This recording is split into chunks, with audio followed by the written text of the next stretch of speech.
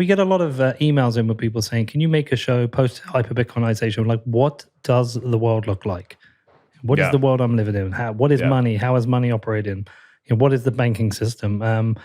For you to start putting together a thesis about what it could be and what is credit in this system, I think super interesting. I'm not sold on the idea of full reserve. I think that comes with challenges, and I don't think we've ever actually had a time when we have had a full reserve system. That's correct. There's always been fractional reserve lending. It's like a natural part of any economy. I think Nick Carter said that. Yeah, it's there's I frequently, the first time it never really like occurred to me, that thought.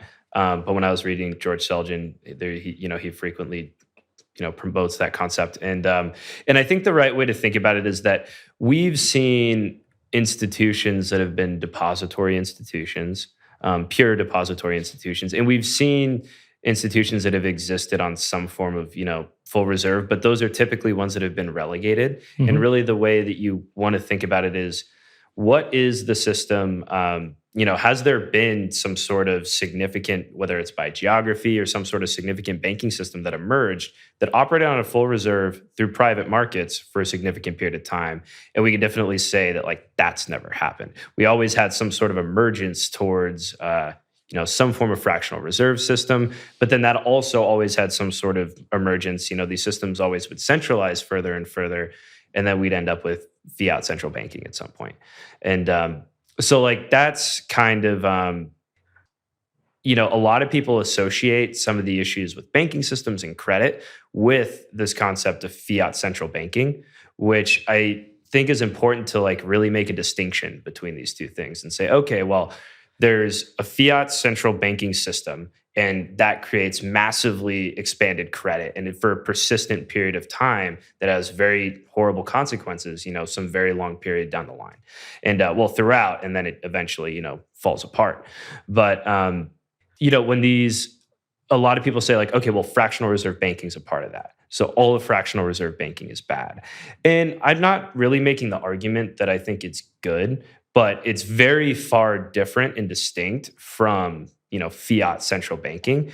And when something emerges in a private market, and that's kind of this idea behind free banking, is we have seen fractional reserve systems emerge and be relatively successful for extended periods of time in private markets through voluntary exchange among people. When that happens, the question is well, what's the alternative? Who's there to stop it? Because on the Austrian side of people who are very 100% full reserve or fractional reserve banking is fraud. That side, some of the famous economists, like Mises, and I think Hayek as well, they were I know for a fact it was Mises, so we'll just stick with that. But they would advocate to say no, we should have the government get involved and ensure that fractional reserve banking won't exist, which I disagree with. You shouldn't have any sort of government intervention into the system to ultimately restrain it from having fractional reserve. That's no better than just having private voluntary exchange. So a lot of people in the Austrian school who I think say fraud fractional reserve banking is fraud and that's bad. I think it's way worse to have the government get involved in private markets and start trying to shut that banking system down when it's a voluntary exchange among people. And there's a lot more to talk about around that point. Of course. But I think that that's probably where I come out on the ethics of a lot of it is, freedom to choose, allow the people to choose. And depending on how these systems ultimately emerge for Bitcoin, because if you look at the history and say okay, well, full reserves never really emerged. Fractional reserve has emerged. It hasn't really perfectly ever had a great free banking system. There's, kind of 60 total observations that people have studied that had fell into certain constraints of there was private monetary phenomenon being issued. There was no lender of last resort. And then within that group of 60, there's about 6 that are very popular people have studied. And then, the 2 best examples are typically considered to be the Scottish free banking system during the 17th, 18th century or 18th, 19th century. And then the Canadian free banking system, which was over a similar period and ended, subsequently after the Great Depression. Right. Well, listen, I'm going to be massively out of my depth with some of this, but the idea to me that you have one or the other it seems to be the wrong way to look at it. it feels to me like you could have fractional reserve and full reserve banking side by side, and similar to any kind of investment, there's different levels of risk, but different levels of return. And whenever you have a balanced portfolio, you have medium, low, medium, high risk, and the returns reflect that. It would feel to me that if there is full reserve and fractional banking alongside it, they come with different risks and trade-off. Full reserve would have higher interest rates. Fractional reserve would have lower interest rates, and those rates would be dependent upon reputation of the banks as well. But you would have almost a decentralized risk whereby if one bank was to fail in this scenario, it would only affect the small customers within that area. Whereas at the moment, we have a system-wide issue where if there's an issue with the fractional reserve or the issue with the currency we have at the moment, it affects everyone. The contagion affects everyone. Yep. Now, I'm out of my depth, but that's my observation.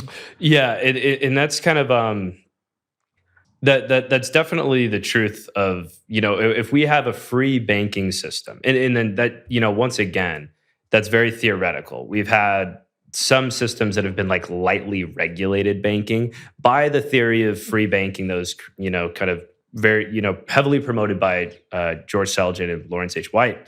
That in its purest form, we haven't really observed historically. So it's very theoretical, about as theoretical as full reserve banking systems is too, because we haven't seen that either. So both of these categories are very theoretical that we're talking about.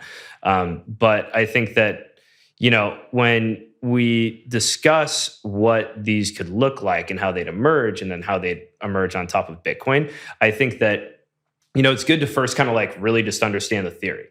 And, when I'm talking about like a full reserve system, it's and there's disagreement around semantics about a lot of this stuff, but there's kind of like a few different dimensions across the way that you can think of it. But you could say like, okay, well, we have a certain amount. We'll talk about it in terms of like Bitcoin, but you have the 21 million Bitcoin that exist, and there are banking institutions in which people will deposit that Bitcoin, and the nature of how they're depositing that Bitcoin is important because depending on how they structure that, it could have a maturity mismatching or not. So if you have a demand deposit account with a bank versus a time deposit account would change whether or not that bank is ultimately a fractional reserve bank.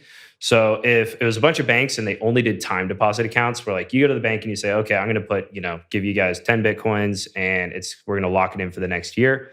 And they're like, okay, we're going to give you this rate of interest. And then they're going to turn around and they're going to take those 10 Bitcoins and they're going to structure a loan that is for the next year. And then they're going to earn a rate of return. They're going to pay a portion of that return to you. And then there's a small percentage that they're going to take. So that means there's no maturity mismatching. The length of the credit that they're extending is the same of the asset that they're holding on their books. So the next step would be like, okay, they say, well, we'll have demand deposit accounts. We're going to go make a bunch of loans. Most people aren't going to pull their deposits out at any given point in time. So what we can just tell everybody, like, you guys can withdraw it whenever you want. We only know like 5% of you are going to do that. So we're going to extend credit assuming that only 5% of you are going to do that. And that doesn't mean that they're issuing money that's credit. It just means that there's a maturity mismatch between what they're doing now, which is technically a fractional reserve. They have a liability that has a different maturity than the assets that they have. But they do that knowing that a certain amount of people are always going to be deposited with them. They would understand the kind of like the risk tolerance on what the demand is for people to withdraw their Bitcoin. Right. I think this is what actually happened with BlockFi recently. Yep. In that there was no fractional reserve with BlockFi, but what happened was they had maturity mismatching in terms of, when Celsius collapsed, lots of people were trying to call in their Bitcoin and withdraw it, but a lot of that was out to loan. Right. Right. And in the real world, it's not like it's incredibly easy to run a loan book and have your maturities be perfectly matched. It's actually kind of a challenging thing to do in a lot of ways. So, these things are very common in finance. It's a question of, where's the market demand and how can we maximize our, rate of return for the amount of risk that we're accepting and whether or not we can optimize that between the people that we're getting money from it or not. And everybody's kind of playing that game. But, for the sake of like definitions, we can think of full reserve as like full time deposit accounts and whether or not that would exist or if we'd have demand deposits. And it's like, well, we're probably going to have people who want demand deposit accounts. So like if that's what you want to call fractional reserve banking, and it's like you could totally make the argument that you can call that fractional reserve banking, then like that's probably going to exist. Well, it does exist within the world of crypto, but the way that I'm writing this is from the perspective of if we had a Bitcoin native, hyper Bitcoinized world that we're dealing with. And that's still very far down the line, just because for us to ultimately get to that point, Bitcoin has to become a medium of exchange and unit of account. And that's a very far away vision. Here's the tricky part around that too, is that it's not all going to happen exactly at the same time. Like, to become a medium of exchange and unit of account, it needs to continue being a store of value. We also need to have scaling mechanisms like the Lightning Network build out. So it happens in tandem. But ultimately, eventually we're going to hit a point where if we do get into hyper Bitcoinization, it is going to be the premier medium of exchange of the world. In 2050. In 2050. Yeah. Whenever it is. But, so like once we get to that point, I'm trying to think from the perspective of like what these systems would look like, because it's going to be very hard. And this is a bit of a separate point, kind of going more into like the stablecoin logic of today. But right now we've seen this huge prominent. Everybody wanted to create Bitcoin started. It's like we need to have economic value, or at least the founders had this vision that we need to have economic value that's digitally native. We need digitally native monetary value. If we are on the internet and we want to have the ability to organize one another, then we need to have a native form of value to trade, because you can't organize unless you can trade. And if you are dependent upon the physical world for doing that, then you're screwed. We need to have digitally native money. And that was the point of Bitcoin, was to bootstrap that. And that's going to take a lot of time for that to occur. But then we had, other sources come along with like Ethereum, and they're like, okay, well, we have these different stable coins. All of these stable coins have the risk of being, linked to the traditional payment system. And like DAI was an example of a stable coin where they're like, no, we need it all to be digitally native so that we don't have to deal with this risk of being linked to our traditional financial system. And DAI ultimately had to renege on that, because they're like, well, we're going to over collateralize it by 150%. That's how we'll make it stable. And then it was still too volatile. And they ultimately had to renege on that. Now they're 50% backed by USDC, and they're kind of freaking out a bit with what's going on with all these sanctions. But the point is that with the current like stablecoin emergence that's coming into the market, and we see that's always going to be physically linked to the traditional system in some form. So we need to get rid of that, which is the whole point I'm saying around like, it's going to be a while until we legitimately have a full-blown medium of exchange unit of account that's digitally native. And once we get to that point, that's when we're really going to see how these systems are emerging. So like what we're seeing today, a lot of that system, the emergence of things that exist because we have stable coins involved in this system. And we will for a while, for good reason. Because they're useful. Right. But they are basically PayPal on the blockchain. Right. Yeah, exactly. They're useful, and that's going to be a while, and that's going to be something growing in another direction. There's a lot of people in a lot of countries who are going to get access to disintermediated payment infrastructure because of that, and they're going to get access to the dollar when they need it. Like, that's a good thing. But like this long-term vision of the future financial system, that's something that once Bitcoin gets to this hyper Bitcoinized level, I think the way that we see systems built out is going to be probably vastly different from the way things are now.